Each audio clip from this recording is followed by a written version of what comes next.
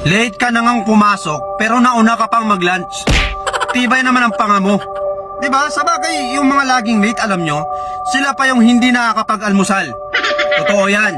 Kadalasan, pansin nyo yung mga laging late, papasok yan, hikab ng hikab. Hawak ng hawak sa tiyan. Mamaya-maya, punta sa CR. Iihi kunyari, pero ang tagal bumalik. Pagbalik niyan, wala na. Lunch time na. Ubos na yung oras, kapatid. Di ba marami akong mga katrabahong ganyan? Yung lagi nangang late.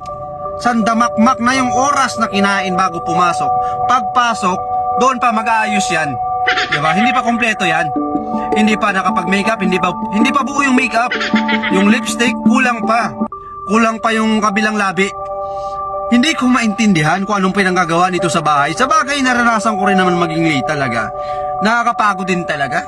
Tsaka nakakagutom din talaga. Isipin mo yan. Di ba? Yung ugali ng mga laging late, alam nyo? Matutulog ng madaling araw.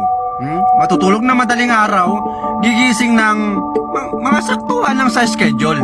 Kung yung pasok alas 9, gigising ng mga 8:59. Maaga pa nga yan. Maaga pa yan. Pagkatapos nun, magsisilphone pa yan. Hindi pa yan babangon. And then, pupunta ng CR, dadalhin yung cellphone. Pagkatapos nun, bago pa yan, magpapainit pa ng tubig yan, diba? Magpapakulo pa yan para panligo. Minsan nga hindi pa naliligo yung mga yan. May mga katrabaho ako noon na lagi nang late, ang baho pa. Sa totoo lang. Hindi naliligo, in short. Diba?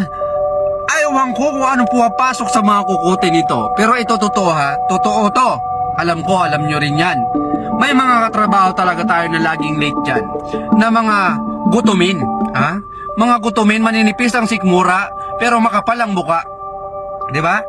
Ikaw na kanina ka pa doon, magpapaalam pa sa'yo yan, diba? Kapapasok lang nakangiti pa yan, O babatiin ka pa niyan, Good morning, Pagkatapos, gagawa lang ng konti yan. Iiwanan ka, CR muna ako, saglit lang kasi tapos tatawag-tawag lang yan doon sa CR. Papatayin lang yung oras, kakainin lang ng konti. Pagkatapos babalik na yan, sakto yan. Pagbalik niyan, diretso paalam sa boss. Lunch time na. Okay, di ba? Pero ito yung mindset nila. Pagdating ng sahuran, nagagalit.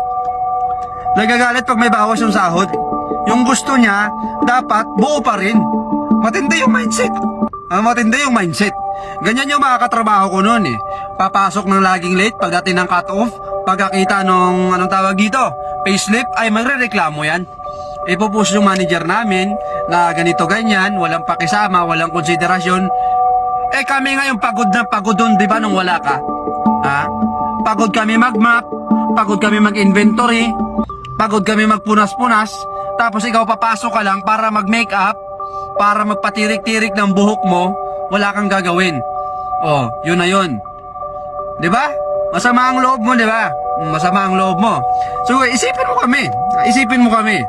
Doon tayo sa part na isipin mo kami. Okay na? Okay na, masaya na.